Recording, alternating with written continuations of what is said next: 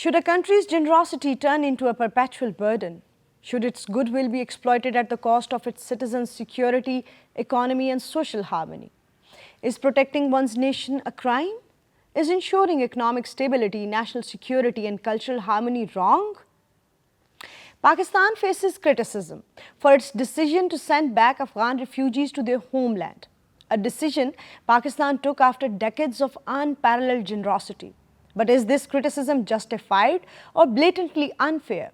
After over 4 decades of exceptional hospitality, hosting over 4 million Afghan refugees, the largest and most prolonged refugee settlement in modern history, Pakistan now stands accused by some in Afghanistan, the Western world, and certain international groups of disregarding human rights when the state made its decision of repatriation.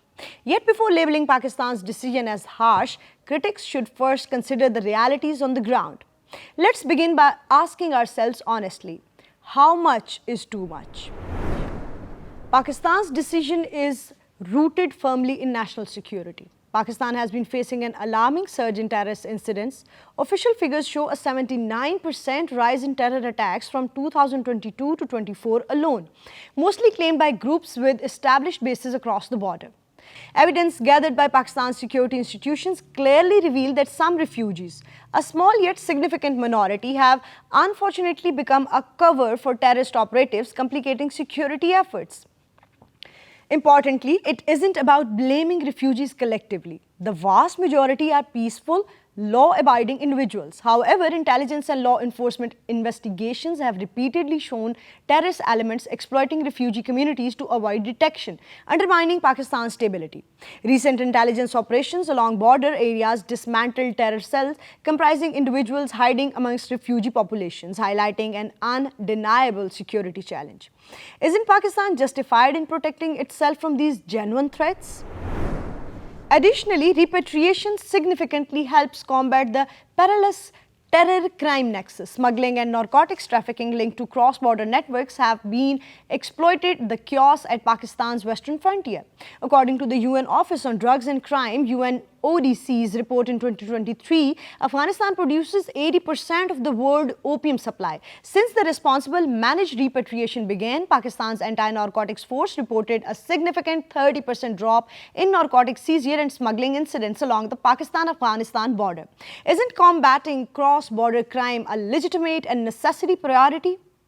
Similarly, Pakistan's decision was essential socially. Refugees influxes over decades have overstretched resources in Khyber Pakhtunkhwa, Balochistan, and urban centers like Karachi. Local infrastructures such as hospitals and public transport have been critically burdened.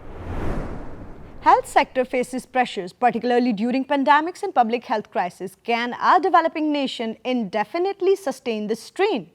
Economically, the repatriation decision is both practical and justified.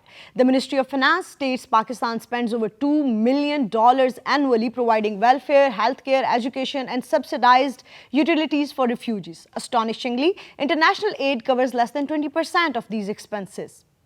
This persistent economic drain impacts developmental projects, infrastructure upgrades, and social welfare programs intended for Pakistani citizens. Should Pakistan keep sacrificing the prosperity of its own people? Now let's address the glaring double standards of the West, whose criticism rings particularly hollow. Western nations vocalizing human rights concerns were conspicuously absent when the Syrian refugee crisis erupted. Europe erected physical and policy barriers limiting refugee intake. While the European countries collectively accepted fewer Syrian refugees than Pakistan did Afghans, despite greater economic resources. Germany, praised internationally, took around 1 million Syrians, merely a fraction of Pakistan's sustained hosting. Did anyone label European nations as heartless for prioritizing their own national interests? Recall the tragedy near Greece's coast in June 2023, where over 500 migrants drowned after European authorities failed to act promptly. Was that humane? Was criticism as loud then as it is now against Pakistan? Consider the US, with substantially more resources. According to the International Rescue Committee, it admitted merely 76,000 Afghan refugees in 20 years, yet Pakistan, hosting millions for decades, faces intense scrutiny when finally taking responsible decisions. This hypocrisy raises critical questions. Why is Pakistan unfairly singled out? Pakistan's responsible action doesn't reflect disregard, rather it makes a necessary measures after extraordinary generosity. Despite limited resources, Pakistan continuously welcomed refugees for 44 years, enduring security risks, economic burdens and social tensions without substantial international acknowledgement or aid. Hasn't Pakistan fulfilled its humanitarian duty long enough? Today's repatriation is a humane, considered and transparent process rooted firmly in Pakistan's legitimate sovereign responsibility. It acknowledges the pressing realities of security threats, economic hardships and social cohesion and crime control. Pakistan is neither the first nor the only nation to prioritize its national interests. The international community criticizing Pakistan must introspect deeply. Genuine human rights advocacy cannot coexist with selective morality. Pakistan deserves recognition, not condemnation, for decades of extraordinary sacrifice. So as critics speak, Pakistan must speak louder, clearer, unapologetically declaring that it has every right to prioritize its people's safety, economy and future.